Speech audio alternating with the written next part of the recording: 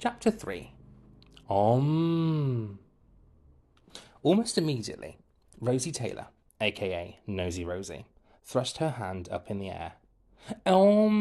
She said, I'm getting you done. Rosie Taylor sits next to me in class.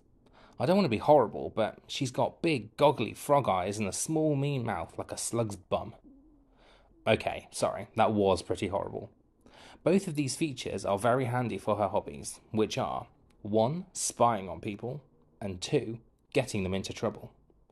The other thing about Rosie is that she absolutely hates me and always has done. I've never really understood why. I'm pretty quiet, and I don't like to bother people. Shh, I said. Please, I'm really Roman, said Mrs. McDonald sharply. Her big round cheeks started to turn red, which is a sign she's getting cross. That's twice. Sit next to me on the bus. Oh, this was terrible, but perhaps not as bad as sitting next to Kevin, the Volcano Harrison. Every cloud has a silver lining, I guess. Rosie Taylor gave me a smarmy look, then pulled out a little pocket mirror and began fiddling about with her hair, another of her annoying habits. She seemed delighted that I was in trouble, even if it wasn't for the donut. Mrs. McDonald, yelled Darren Gamble, leaping up and down and waving his arms around. Can I sit next to you too, miss? I've mentioned Darren Gamble a few times. He's this strange, twitchy kid in my class, with a funny little shaved head that makes him look like a baked bean. He only came to our school 3 weeks ago. According to him, he got expelled from St. Joseph's for accidentally setting fire to a nun. Seriously, a nun? I don't know if it's true, but he's always doing weird stuff like climbing on the school roof or eating worms. On his first day here, he brought a dead magpie with him in his rucksack.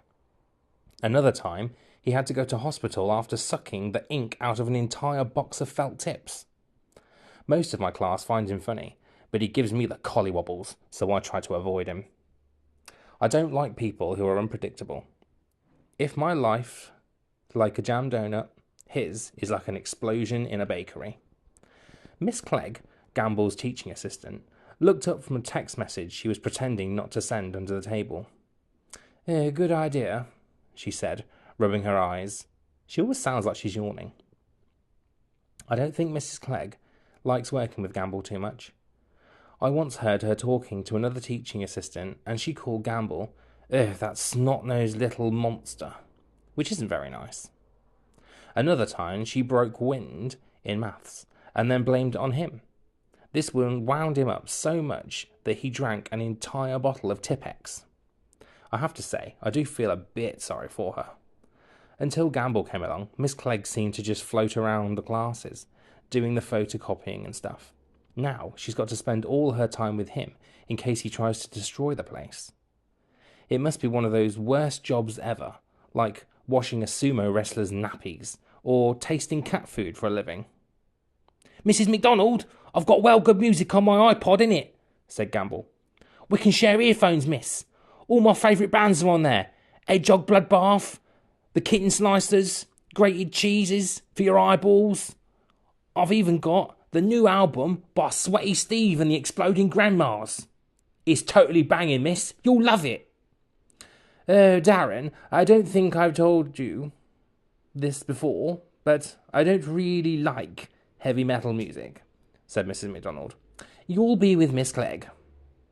Miss Clegg went back to texting. Ugh, great. Stuck with him all day, I heard her mutter. Ah, Gamble moaned. Can't I sit on your lap, miss? You're my most favouriteest teacher ever. I'm not sure why, but for some reason, Gamble loves Mrs. McDonald.